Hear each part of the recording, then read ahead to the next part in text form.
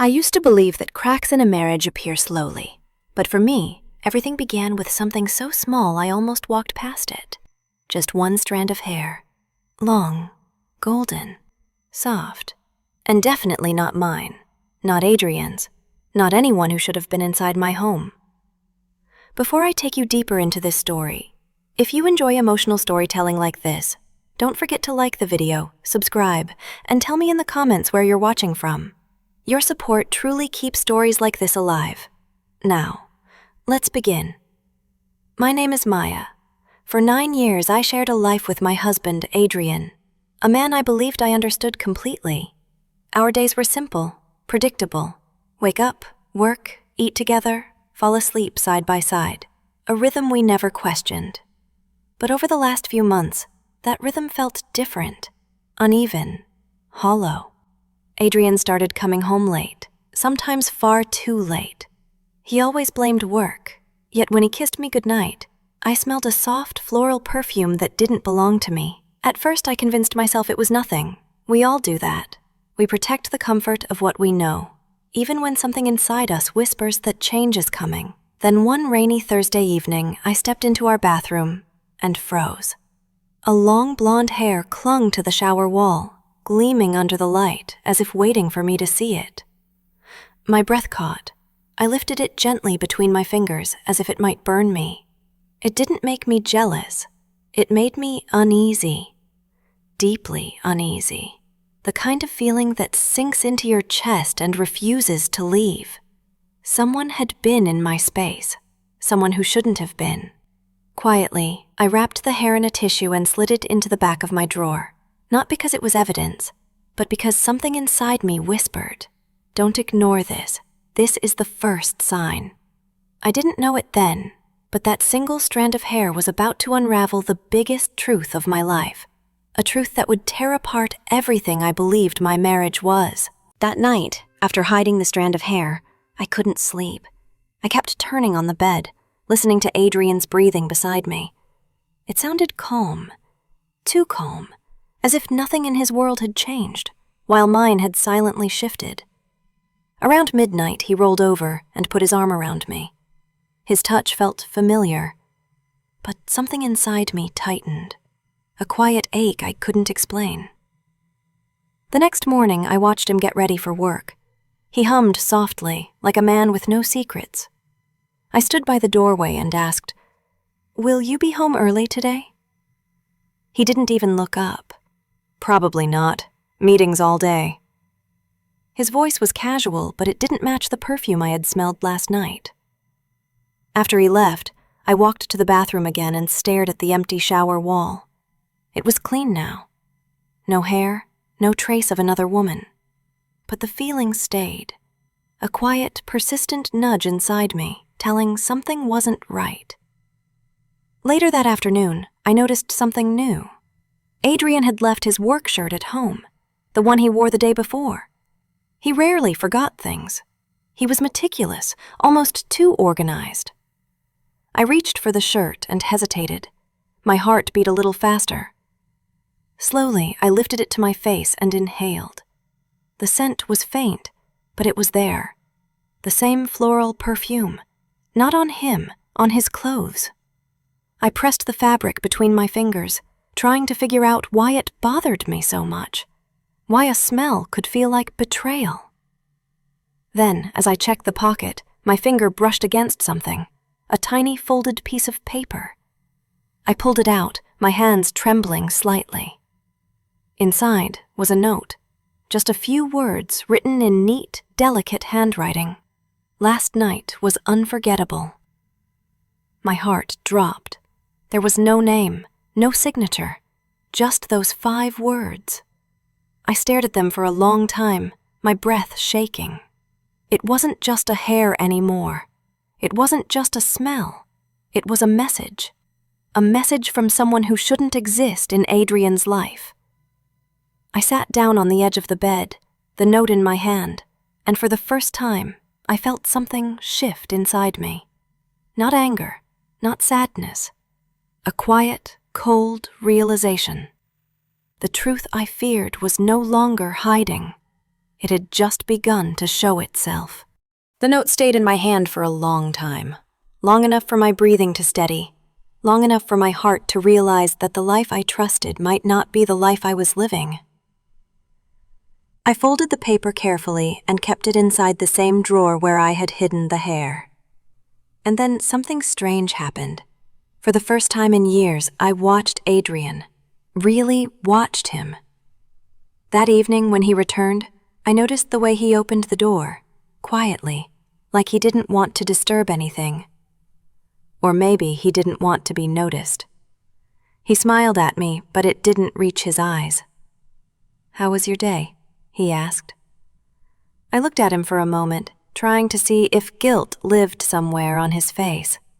But he was calm, almost too calm.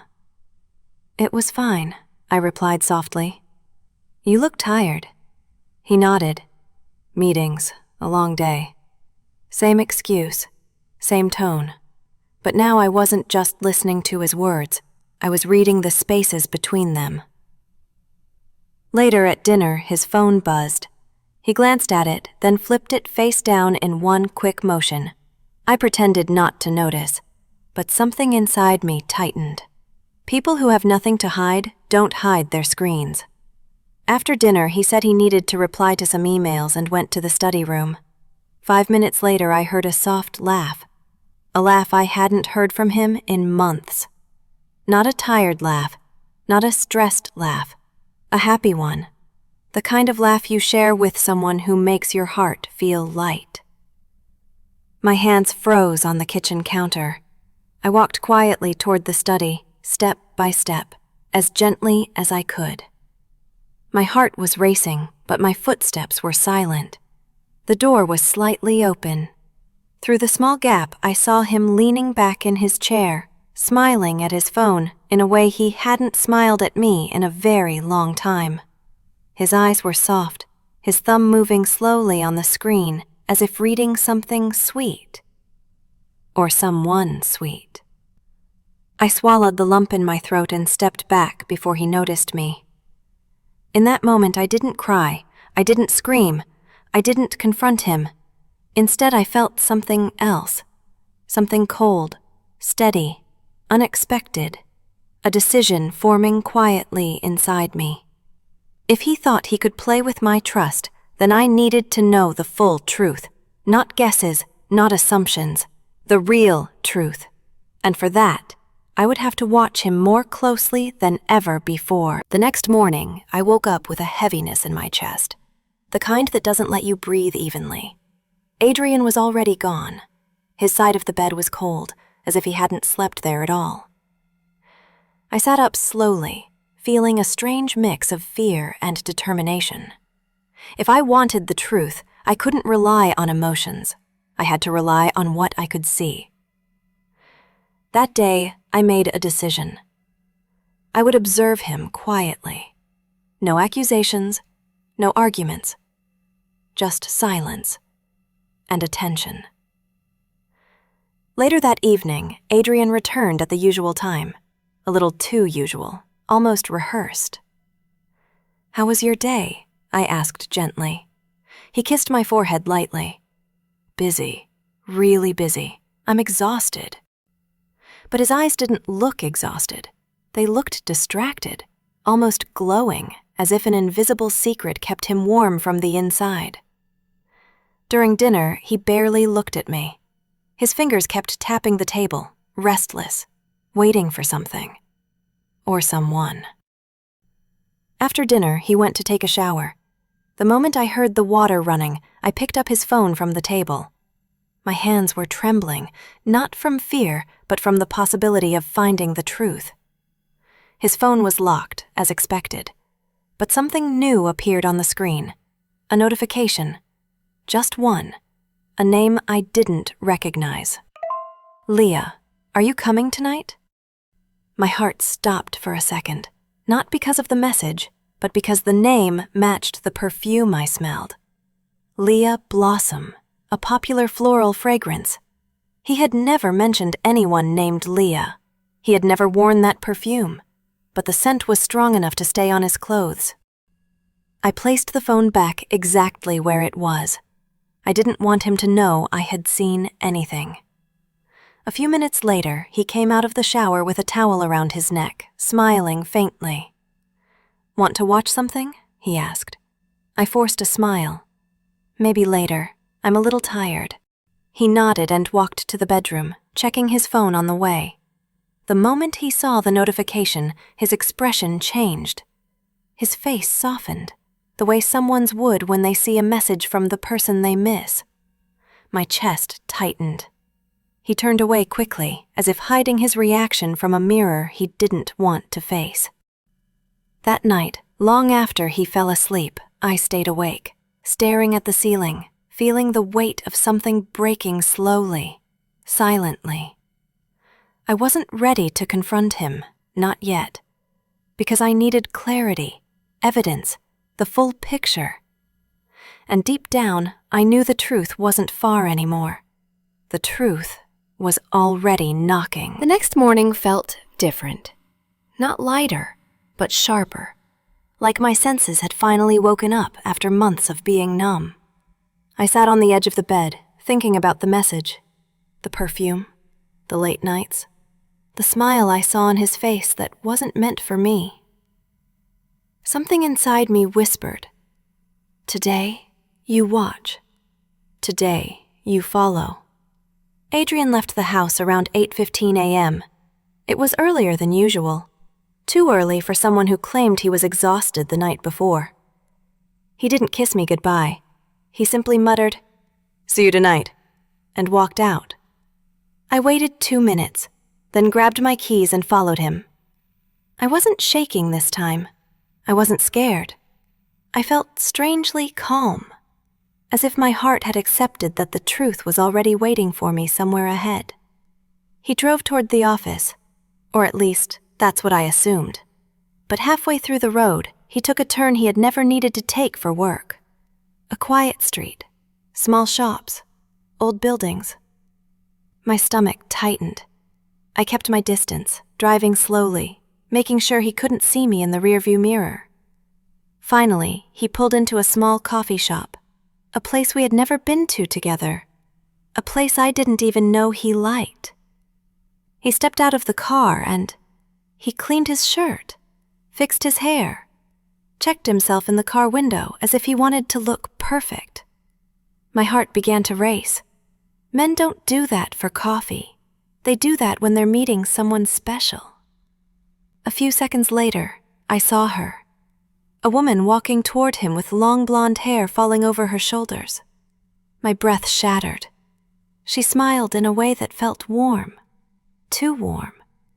The kind of smile that doesn't belong to strangers. And then, Adrian smiled back. Not the tired smile he gave me, not the forced one he wore at home. A real smile. Soft, bright, filled with a warmth I hadn't felt from him in months. My fingers tightened around the steering wheel until my knuckles turned pale. He walked toward her. She touched his arm lightly, playfully, comfortably, as if it was not the first time, as if they belonged to each other. Then they both entered the cafe together. I sat in the car, watching the door close behind them, feeling the ground beneath my life shift. I didn't cry, not yet. Instead, I reached into my pocket and took out the note I had found the day before. Last night was unforgettable. Now I knew exactly who wrote it, and for the first time, anger began to replace the fear. This wasn't just a suspicion anymore. It wasn't a guess. It was real, and I wasn't going to let this truth slip away again. That entire day, I kept replaying the moment he smiled at her. Not because the smile hurt, but because of what it meant. He still had love inside him. Warmth. Excitement. Just not for me. By evening, I felt strangely steady, as if my heart had processed the pain and was now ready for whatever came next. When Adrian returned home, I watched him quietly. He walked in a soft tune, the same kind of tune people hum when their day has been good for reasons they don't want to admit out loud. "How was your day?" I asked casually. He paused for half a second. It was tiny, barely noticeable, but I saw it. His eyes flickered, like he was choosing the right answer instead of telling the truth. "Busy. Very busy," he said.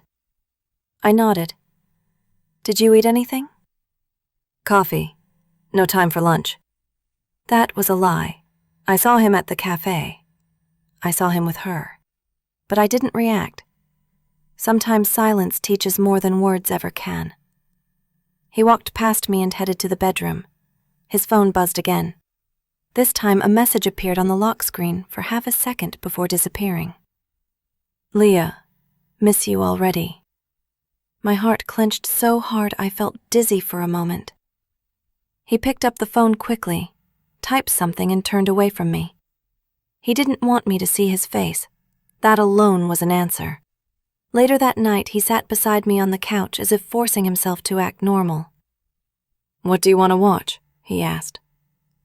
His voice sounded calm, but his knee kept bouncing, a nervous tic he had only when he was hiding something big.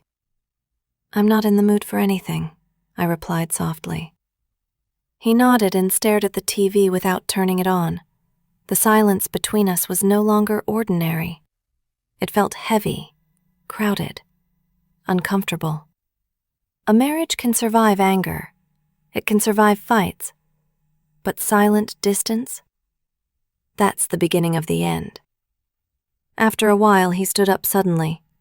"I'm going for a walk," he said. A walk? At 10:40 p.m., a time when he usually hated stepping outside. But today he grabbed his jacket and left without looking back. I walked to the window and watched him from behind the curtain. He didn't walk. He didn't even look around. He went straight to his car, opened the door, sat inside, and turned on the lights, as if waiting for someone, or waiting to call someone.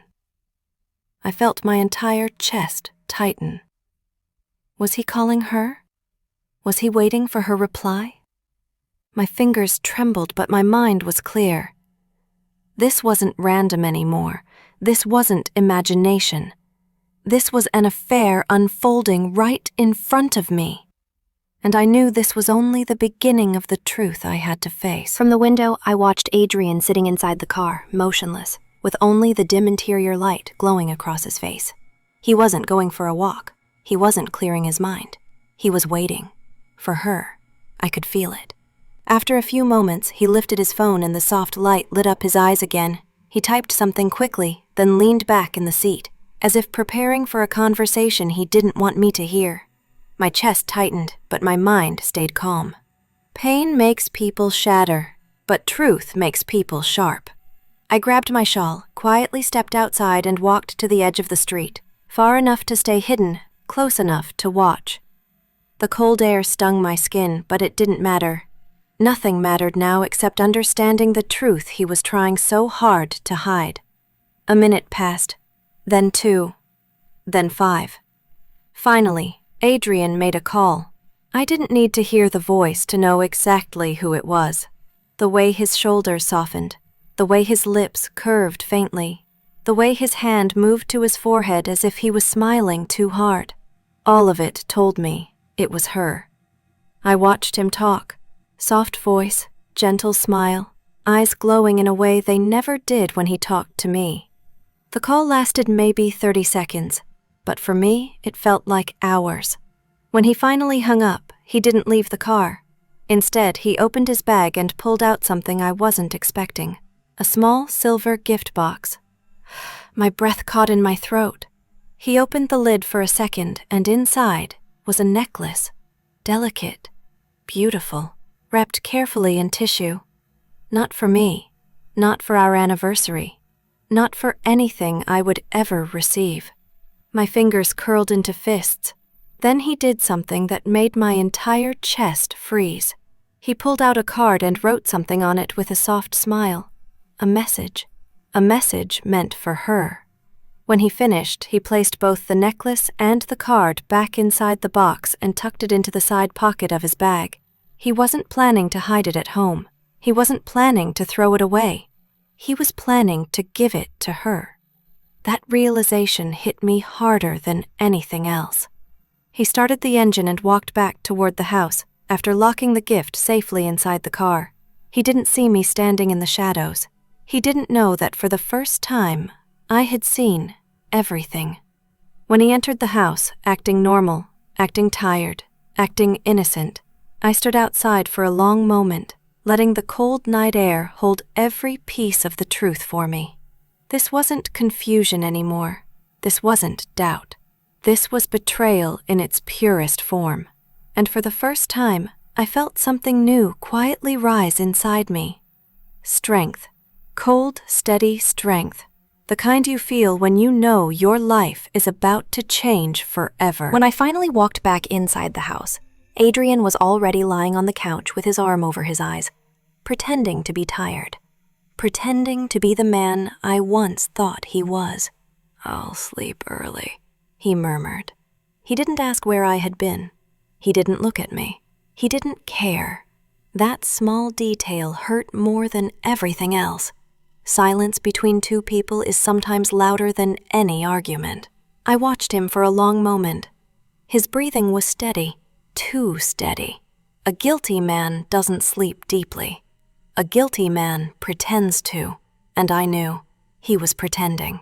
I walked into the bedroom quietly, closed the door slowly, and sat on the bed, feeling the truth settle around me like cold air. Then something inside me shifted, a small thought. A small suspicion, a small whisper. If he's hiding gifts in the car, what is he hiding inside the house? My heartbeat grew louder. I stood up and looked around the bedroom. Every corner, every shelf, every drawer, not searching for drama, but searching for truth. The top drawers were normal. Clothes, ties, old receipts. Nothing unusual. But the bottom drawer, his drawer, felt heavier when I pulled it. Inside, there was a small black pouch I had never seen before. My breath paused. Adrian was a predictable man. He never bought anything new without telling me. Never hid things. Never had secrets. Or so I believed. My hand trembled as I opened the pouch. Inside was a lipstick, deep red, glossy, barely used. Not my shade, not my brand, not something I had ever worn. A weight dropped inside my chest. At the bottom of the pouch, I found something else, a movie ticket. Just one, not two. A late-night show, a date from last week, a cinema near the same street as the cafe I saw him at, and then the final hit. Folded inside the ticket stub was a tiny piece of paper. I unfolded it slowly, carefully, almost afraid of the truth waiting inside. It was a handwritten note. "Next time, sit closer. L." My fingers froze. L for Leah. The handwriting matched the style on the first note I found in his shirt. The moment the connection hit me, my breath escaped in a shaky gasp. This wasn't an affair that might be happening. This wasn't a suspicion, or jealousy, or fear. This was real, ongoing, deep enough for gifts, for secret dates, for handwritten messages, deep enough to betray 9 years without hesitation. I sat on the edge of the bed holding the note, the lipstick, the evidence of a life I wasn't part of. I felt the first tear fall. Just one. Not from weakness, but from the realization that the man sleeping in my living room had already left me long before I found the hair in the shower. He just didn't say it out loud. As I wiped my face, a new thought arrived, one that was sharp, steady, cold. If he's hiding her inside his life, does that mean she's hiding something too? Because sometimes the truth doesn't break from one side. Sometimes it collapses from both. And I knew I had to look deeper, not just into Adrian, but into her. That night, even though Adrian returned inside acting normal, something had changed inside me. I wasn't breaking anymore. I wasn't confused. I was observing. Every movement, every silence, every lie he thought I couldn't see. He walked into the bedroom, placed his phone on the nightstand facing downward, as always, a guilty habit he picked up recently. "I'll sleep early," he said again. But I knew he wasn't planning to sleep. Not yet. His mind was somewhere else, with someone else.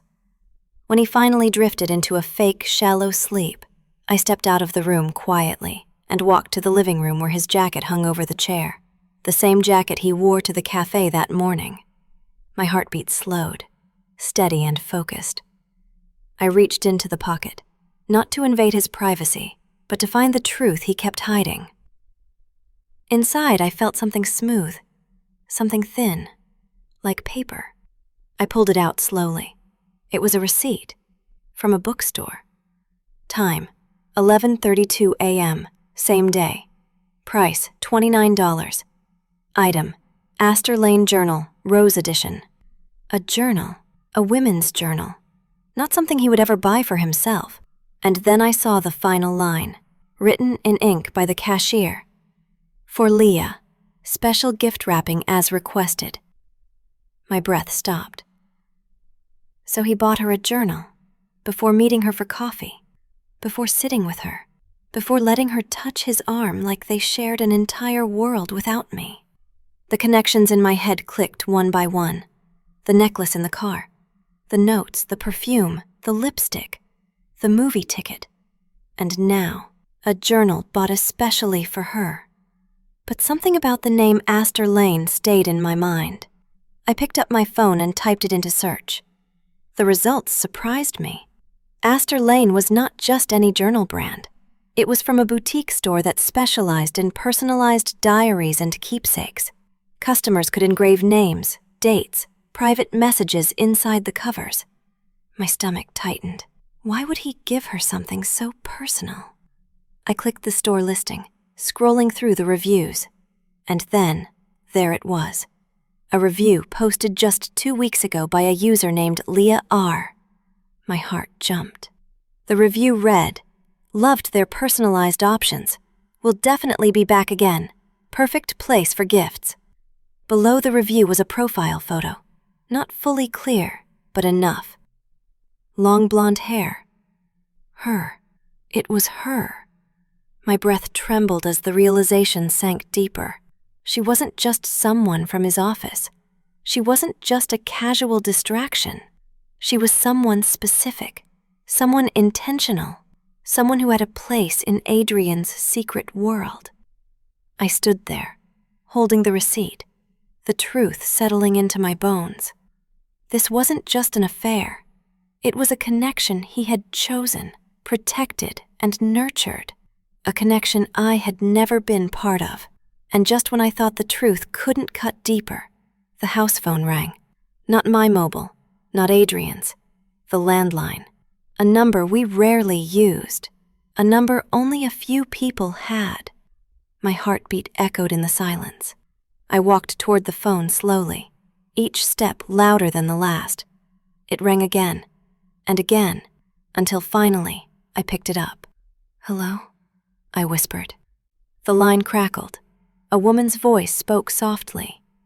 "Is Adrian home?" My blood ran cold. I knew that voice.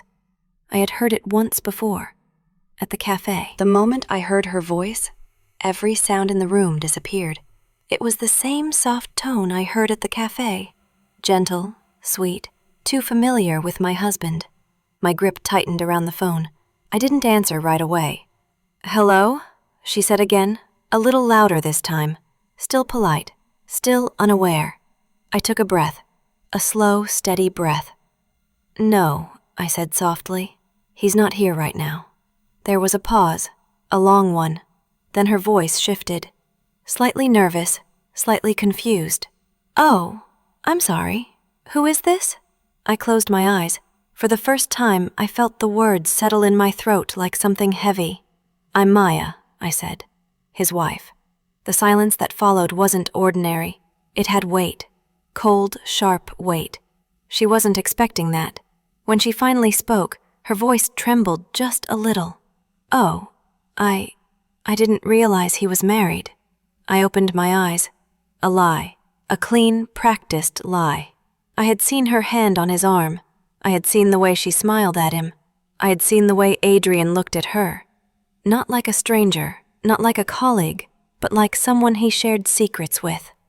"You didn't know?" I asked quietly. Adrian never mentioned a wife. Her voice was calm, too calm. Another lie. He wore a ring every day. He posted anniversary pictures every year. We had friends, family, a life.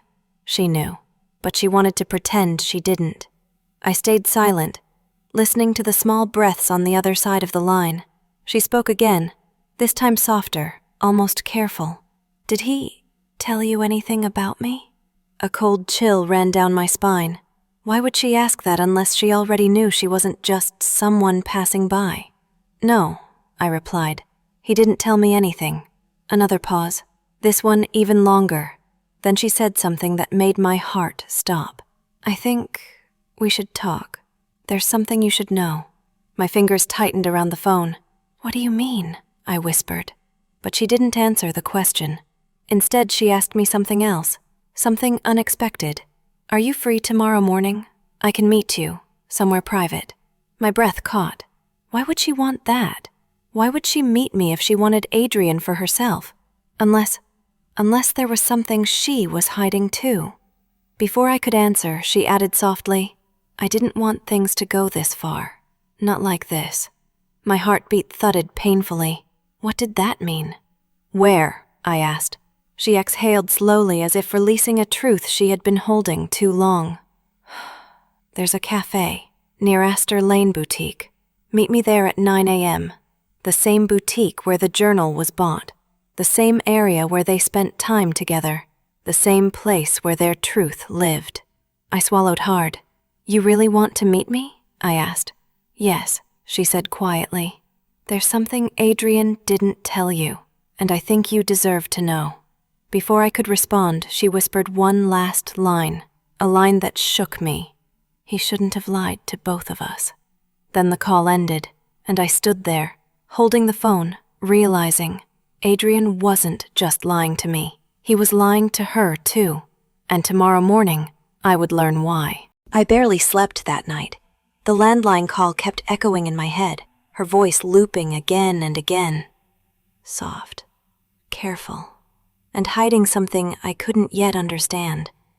By morning, my eyes felt heavy, but my mind was sharper than ever.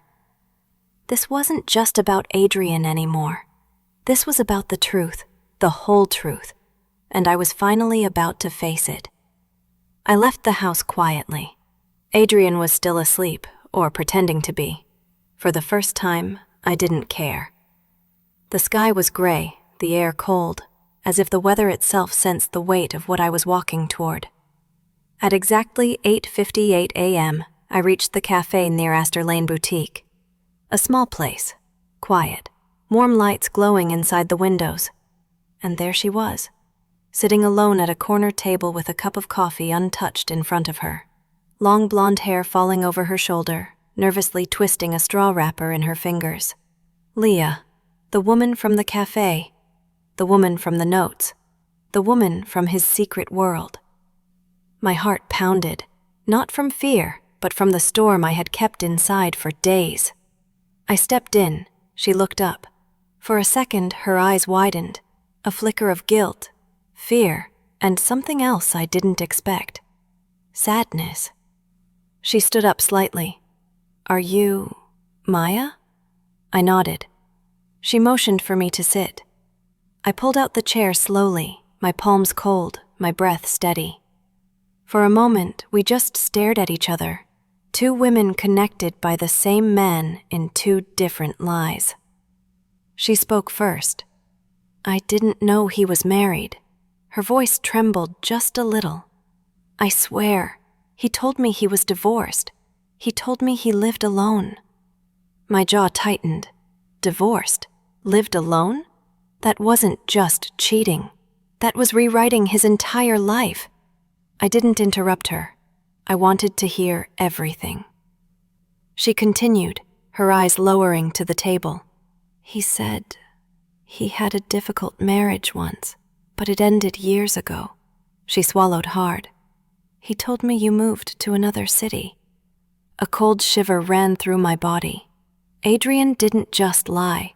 He erased me, erased our home, erased our memories, erased 9 years of a life he shared with me. Leah looked up again, her voice softer now. I wouldn't have continued if I knew the truth. A part of me believed her. Another part wanted to scream, but I stayed silent. She reached into her bag, hands trembling, and pulled out something wrapped in tissue. My heart dropped. The same silver gift box I saw in Adrian's car. She pushed it toward me slowly. He asked me to choose this, she whispered.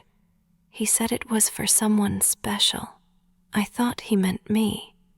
My breath caught in my throat. Then she said something that made my stomach twist. Maya, I didn't call last night by accident. I looked at her sharply. She exhaled shakily.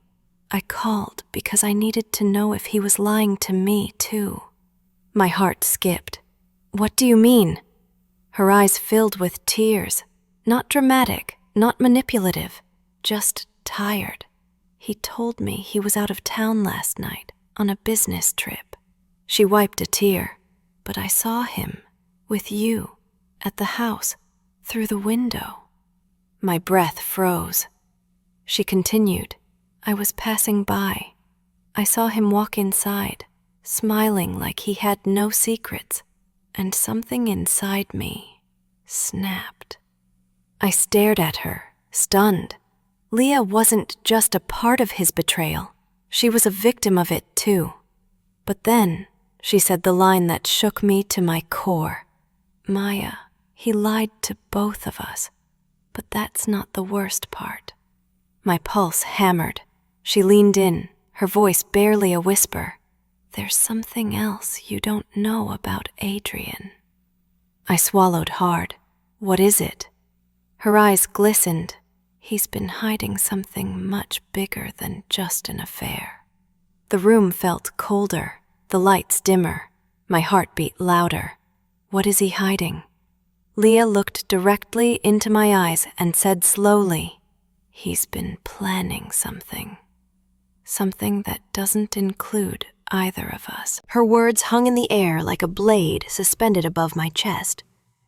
He's planning something, and it doesn't include either of us.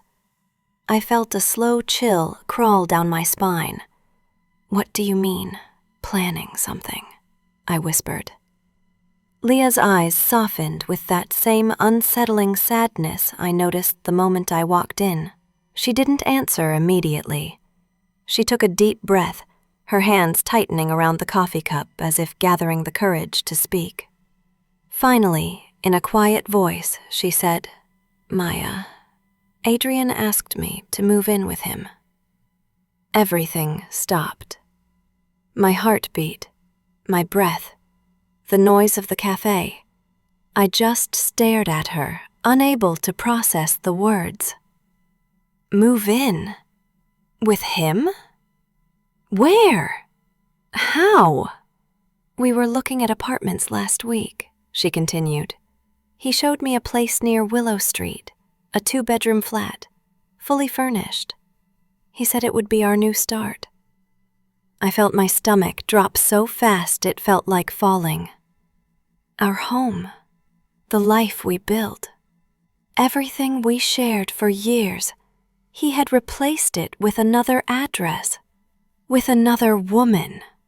Leah placed her hand on the table, fingers trembling. He told me he finally felt ready, that he wanted a fresh life without any baggage. Baggage. He called me baggage. The word rang in my ears like a slap. My eyes burned, but I refused to let the tears fall yet. I needed to hear more. Did he say anything else? I asked, my voice barely holding steady. Leah nodded slowly. The last time we met, he told me he was arranging his finances, selling some things. cutting old ties.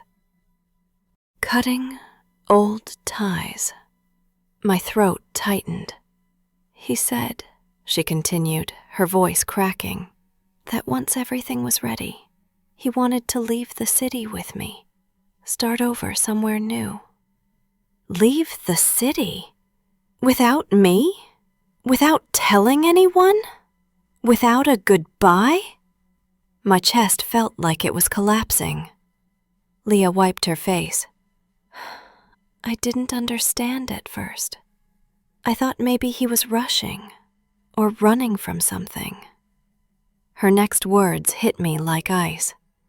But last night, when I saw him walk into your house, I realized the truth. She looked straight into my eyes. He wasn't planning to choose one of us. He was planning to leave both of us. The world dimmed around me. My heartbeat echoed in my ears, heavy, slow, painful. He doesn't want responsibility, Maya, she whispered softly. He wants escape. Escape. From his wife, from his lover, from the life he built, from everything. I felt my hands go cold. Leah leaned forward, her voice trembling with fear. And I think he's almost ready to disappear. Disappear. The word cut through me like a knife. I gripped the table to steady myself. My husband, the man I loved, trusted, shared a life with, was preparing to walk away from everything. Not just from me, not just from her, from his entire life. And then Leah whispered the final truth. He didn't tell you, and he didn't tell me, because he didn't want either of us to stop him. I closed my eyes, feeling my whole world tip sideways, because now I understood something terrifying. This wasn't just betrayal. It was abandonment in the deepest form. And he was almost gone. For a long moment, Leah's last words stayed between us like cold smoke that refused to fade. He was planning to leave both of us. It felt unreal, unbelievable, but the pieces were all there. The gifts, the lies, the late nights, the erased life, the new apartment. He was preparing a world without me, without her, without anyone. I leaned back slowly, trying to steady my breathing. What made you realize it? I finally asked. Leah swallowed hard and reached into her bag again. There's something else. Her voice shook. I wasn't sure if I should show you, but after last night, I think you deserve to see it. She pulled out an envelope, cream-colored, clean, unopened. My heartbeat quickened. What is this? It came to my place 2 days ago, she said quietly, by courier, but it wasn't addressed to me. She turned the envelope so I could read the name written on top. Adrian Hale, our last name. My stomach tightened. Why did you get it? I asked. She shrugged helplessly. I don't know. He sometimes used my address for small packages. He said his building had issues with deliveries. I didn't think much of it. She pushed the envelope toward me. You can open it. My fingers shook slightly as I tore the seal. Inside was a thin stack of papers. I unfolded them, and the first page hit me like a blow. Application for International Relocation Program. Destination Oslo, Norway. Departure in 6 weeks. Status approved. My entire body went approved. My entire body went numb. Norway. He was planning to leave the country. Leah leaned forward, whispering, I didn't know. I swear I didn't know he was going to run away. But I barely heard her. I flipped to the next page. Cancellation of current lease agreement. Effective date, next month. He was preparing to end our home, to erase our address. Next page. Bank account transfer request to a foreign bank. Large amount. My head spun. He was moving money, quietly, secretly, preparing everything for a life where neither of us existed. Then I reached the last page. It wasn't a form. It wasn't official. It was handwritten. In his handwriting, a checklist. Sell remaining furniture. Close storage unit. Withdraw savings. End old commitments. Book final flight. Don't tell M. Don't tell L. My throat tightened painfully. M. Me. Maya. L. Leah.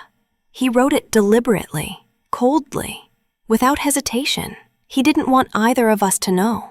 He didn't want to explain. He didn't want to say goodbye. He wanted to disappear.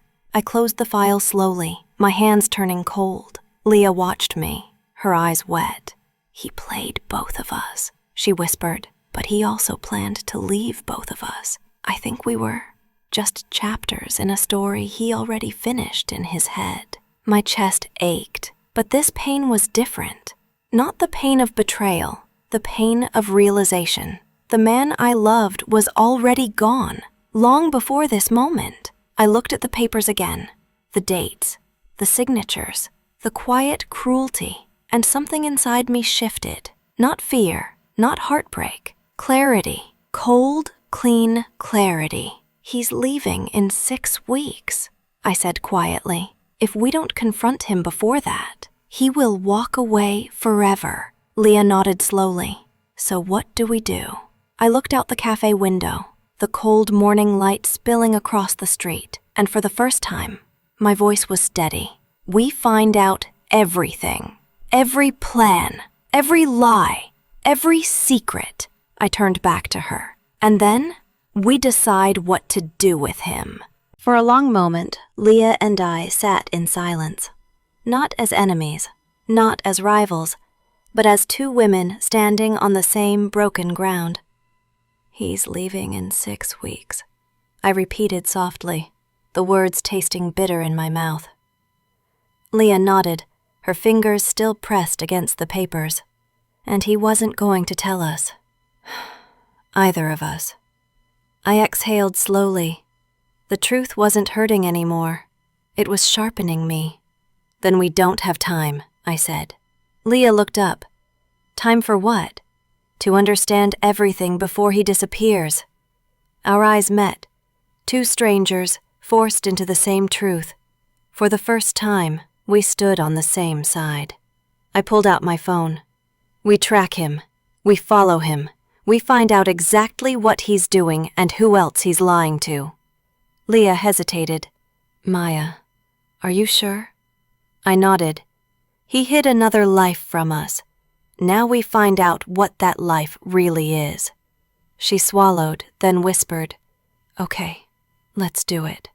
And with those quiet words, a strange alliance was formed. Two women, hurt by the same man, now walking toward the truth he had buried. We left the cafe and walked toward the parking lot together. Cold wind brushed past us, as if warning us that the next steps wouldn't be easy. When we reached Leah's car, she paused. He usually leaves work around 6, she said. But yesterday he left early, right? I nodded. So today, she continued, he might do the same. My heart tightened. We should stay close to his office, I said. Watch from a distance.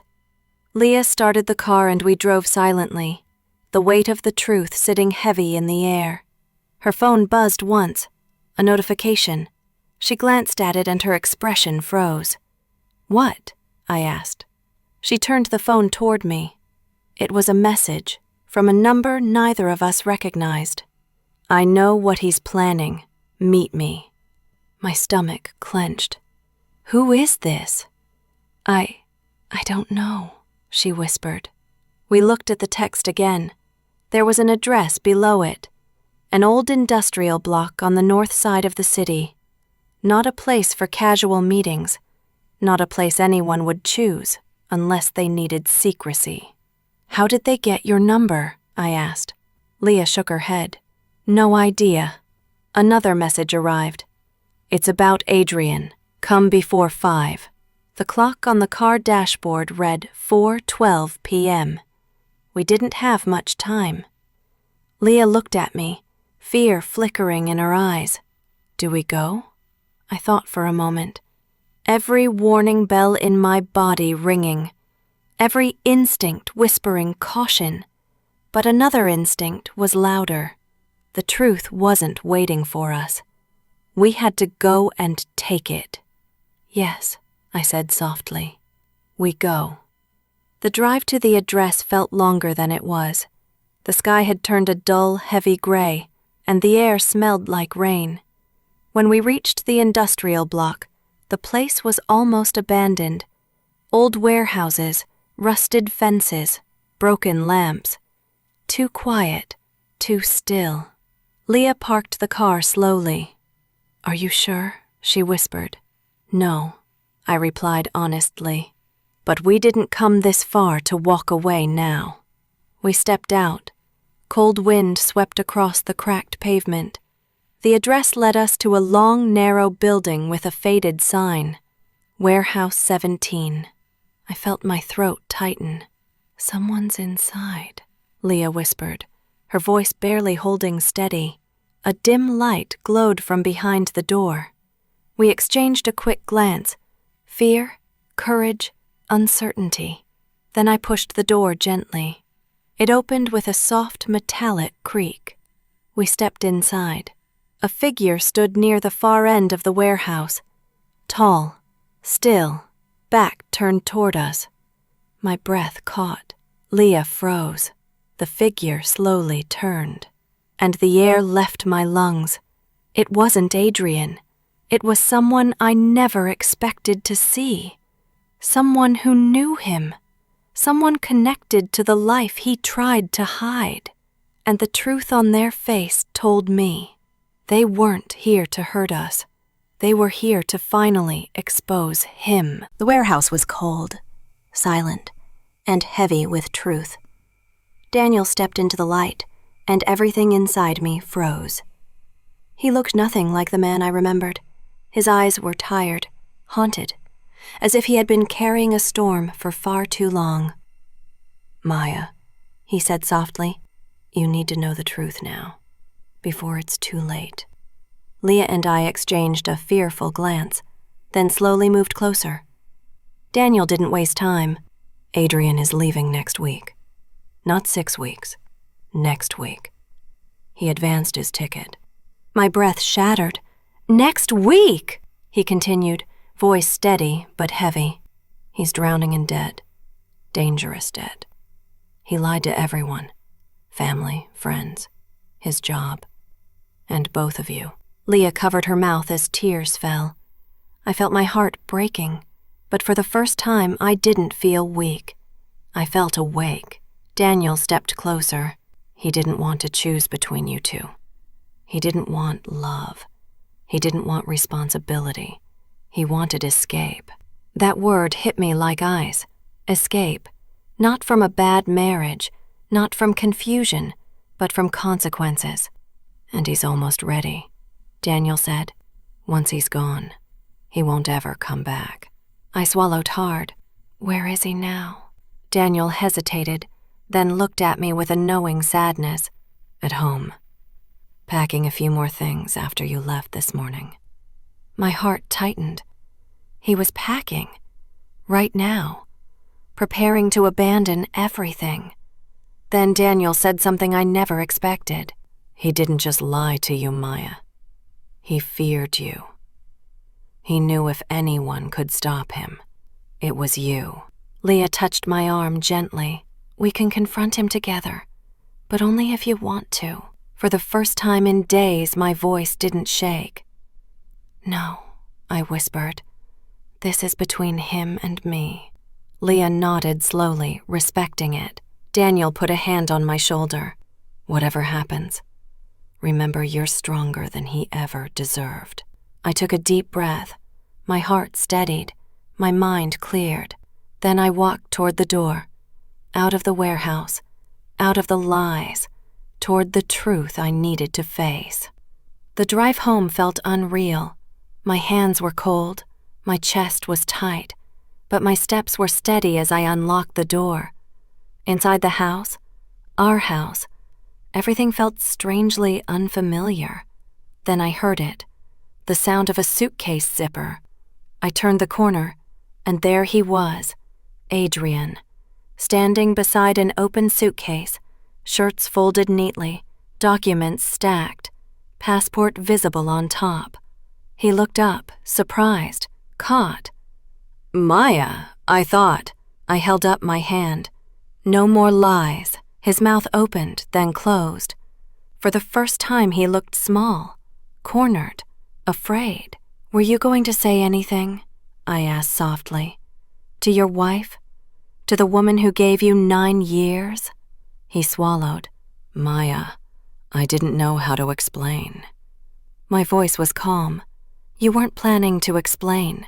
You were planning to disappear." His eyes dropped. Silence stretched between us, heavy, final. "Why?" I whispered. "Why leave everything? Why leave me?" He exhaled shakily. "Because I ruined everything. Because I owe money. Because I couldn't breathe anymore. Because I didn't want you to see the person I became." A tear slipped from my eye. Only one.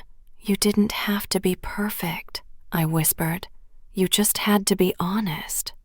He closed his eyes in shame. "This was the only way," he murmured.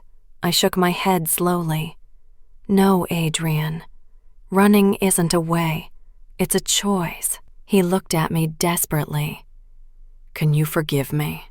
I stepped back, not angry, not screaming, just done. "I can let go," I said softly. "But I can never forgive a man who chose to vanish instead of speak." His face crumbled. I walked to the door, opened it, and turned one last time. "You don't need to disappear, Adrian. You already did." Then I stepped outside and closed the door, not in anger, but in finality. The cold evening air hit my face as I walked away from the house for the last time. Leah was waiting in her car down the street, eyes searching mine. I nodded once. It was over. Not because he chose to leave, but because I chose the ending. For the first time in months, I felt something new rise inside me. Not pain, not fear. Freedom. The kind that comes when you finally walk away from a man who walked away long before you knew it. And that was the end of the life I had, and the beginning of the one I deserved. Thank you so much for watching till the end. Your time means more than you know. If this story touched you in any way, please take a moment to like the video, subscribe to the channel, and support this journey. Your support helps these stories reach more hearts, and it truly means the world. Stay safe, stay strong, and I'll see you in the next story.